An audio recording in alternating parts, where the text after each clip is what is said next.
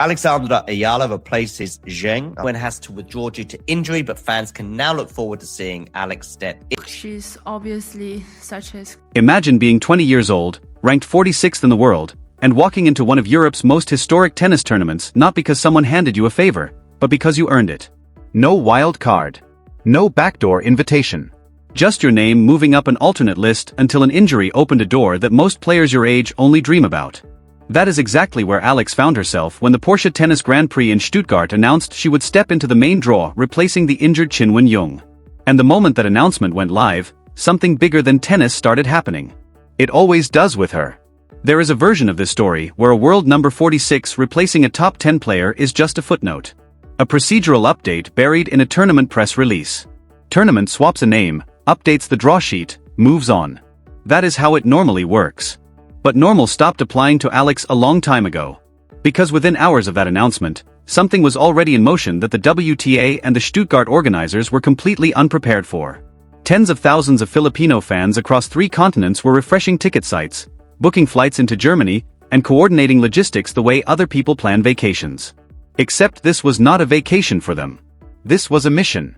And if you have been watching her story unfold across this 2026 season, you already know exactly what comes next. The Stuttgart field is not a soft draw. 7 top 10 players. 4 Grand Slam champions. Former world number 1s scattered throughout the bracket. Aryna Sabalenka is there. Iga Swiatek. Coco Gauff. Elena Rybakina. By every traditional metric, this is one of the deepest WTA 500 fields of the clay season. And somewhere inside that draw is a 20-year-old Filipino kid who just lost in the second round at Linz days earlier, packed her bags, boarded a flight, and showed up ready to compete. That is who Alex is. She does not wait for the moment to feel right. She creates the moment and then she goes to work. Her first round opponent is Leylah Fernandez. If you know tennis, you know that matchup carries a story all its own. 2 left-handers. 2 players with Filipino roots. Fernandez, of Filipino-Canadian descent, on one side of the net. Alex, representing the Philippines itself, on the other. Philippine sports media understood immediately what this match meant before a single ball was struck. It stopped being a first-round fixture the moment the draw was released. It became a cultural event. And cultural events do not follow normal ticket demand patterns. They follow emotion. They follow identity. They follow the kind of loyalty that does not have a ceiling. To understand why Stuttgart matters so much, you have to go back a few months and look at what happened at Indian Wells. Because Indian Wells was where a lot of people in the institutional tennis world first realized something was different about this particular player and this particular fan base. When the draw confirmed Alex would play, resale prices for her match sessions started climbing. That alone is not unusual for a notable player. What was unusual was how high they climbed and how fast. Certain sessions crossed $1,000 on the resale market. Not for a Grand Slam final. Not for a legendary rivalry. For a player ranked in the mid-40s fighting through early rounds at a Masters event. People inside the sport started paying attention. Then Miami followed a similar pattern. And then Linz happened. Linz is where the data stopped being anecdotal and started being undeniable. Reports from the tournament indicated that roughly 90% of tickets for Alex's matches were bought by Filipino fans. Think about that number for a second. 9 out of every 10 people in those stands came specifically because of her. Sessions that typically draw modest midweek crowds became standing room experiences. The atmosphere did not feel like a mid-tier indoor clay stop in Austria. It felt like a home crowd showing up for one of their own. Because that is exactly what it was. The WTA has a ranking system built on a simple assumption. Higher rankings equal higher commercial value. A player ranked 46 replacing a player ranked inside the top 10 should mean softer ticket sales, quieter sessions, a slight dip in atmosphere. The economics are supposed to be straightforward. Alex's fanbase has spent this entire season dismantling that assumption piece by piece. Commercial reality does not care about assumptions. It cares about who shows up and how much they are willing to pay. And what Indian Wells and Linz proved is that Filipino fans will show up anywhere, they will pay whatever it costs, and they will outnumber everyone else in the building. That is not a ranking. That is a movement. And movements operate by completely different rules. Nike saw it. BPI and Globe Telecom doubled down on their endorsements. Juice and Milo activated her ambassador status across Southeast Asian markets. The financial world around Alex is behaving like she is already a top 10 player because in the ways that actually generate revenue, she already is. The Porsche Tennis Grand Prix has 47 years of history behind it. Martina Navratilova has won here. Steffi Graf made this tournament her personal stage. Maria Sharapova drove away in the winner's Porsche 911. This is not a minor tour stop. The prize money exceeds €160,000. It sits directly in the pipeline leading to Madrid, Rome, and Roland Garros.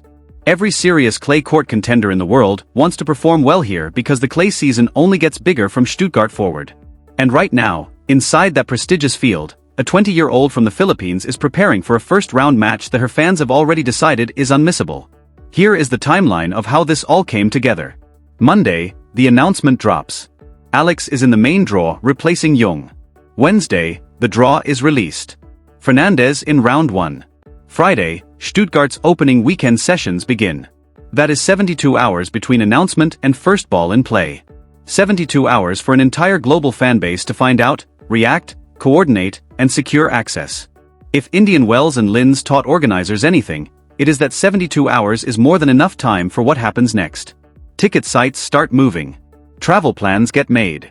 Group chats light up in Manila, in Los Angeles, in Dubai, in London, in Sydney. Because Filipino communities are everywhere, and when something like this happens, word travels faster than any official press release ever could. The Stuttgart organizers put out a statement that read exactly like you would expect. Professional, polished, procedural. Alexandra replaces Chinwon due to injury. Fans can now look forward to seeing Alexandra step in. 9 words at the end of that statement. Fans can now look forward to seeing Alexandra step in. The organization almost certainly did not intend those 9 words to carry the weight they ended up carrying. Because looking forward is precisely what tens of thousands of people did the second that announcement hit their feeds. Except their version of looking forward involved flight searches and ticket alerts and coordination threads that had nothing to do with the tournament's official channels. That is the thing about this story that the institutional side of tennis keeps missing. The WTA issues press releases. Alex's fans build ecosystems. And those two things are operating on completely different scales. There is a tennis analyst named Steve Flink who has been covering the women's tour for decades.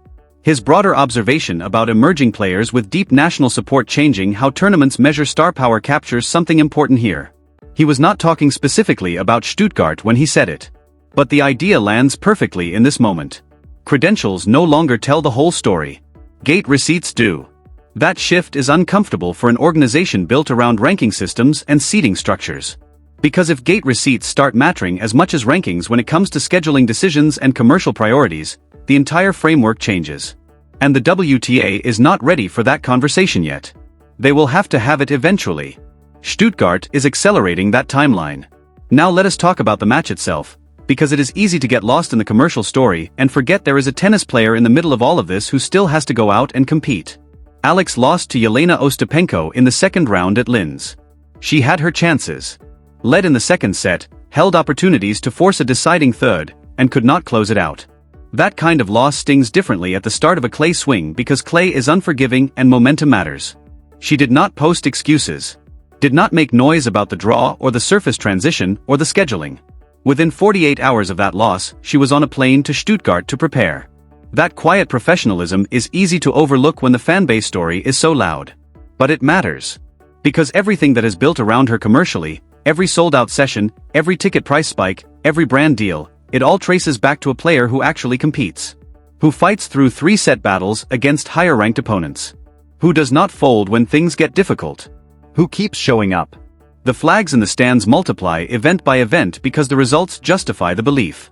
The belief keeps growing because the results keep coming even when they are not always wins. There is something about watching a player compete with that kind of consistency that creates a different kind of fan loyalty.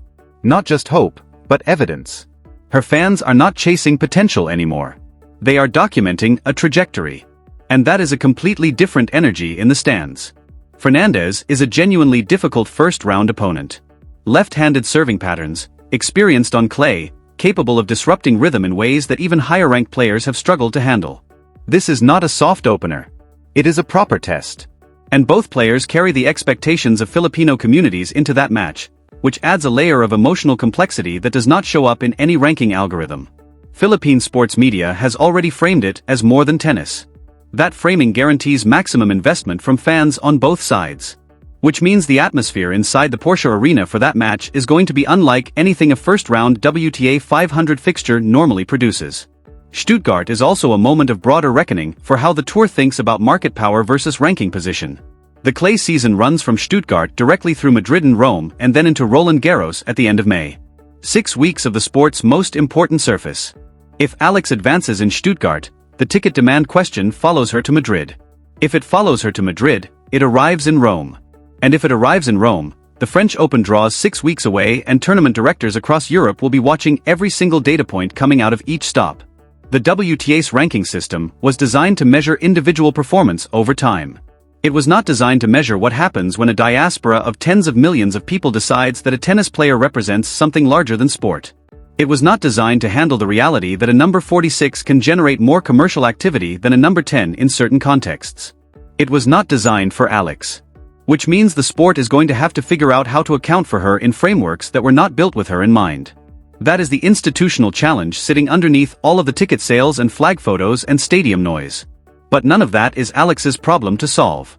Her problem is Fernandez, round 1, Stuttgart clay, and everything that comes after if she wins. She earned this spot. Not through favors, not through a wild card from an organization trying to capitalize on her commercial value, but through the WTA's alternate system operating exactly as intended. A player withdrew. The next eligible player on the list stepped in. That player happened to be someone whose presence reshapes an entire event's commercial landscape before she hits a single ground stroke. The sport is still catching up to what that means.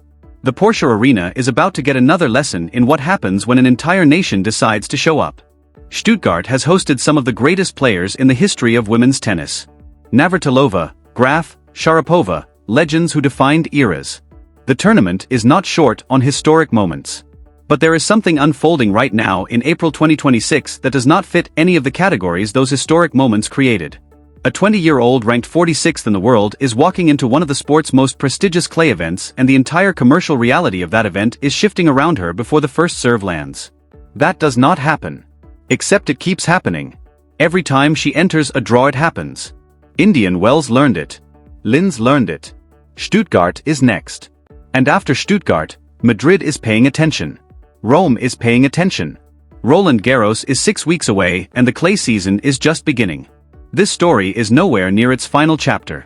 Alex is not at the peak of anything yet. She is still climbing. And every tournament she enters from here forward is going to face the same question that Stuttgart is facing right now. Are you ready for what happens when she shows up? Because ready or not, she is already there.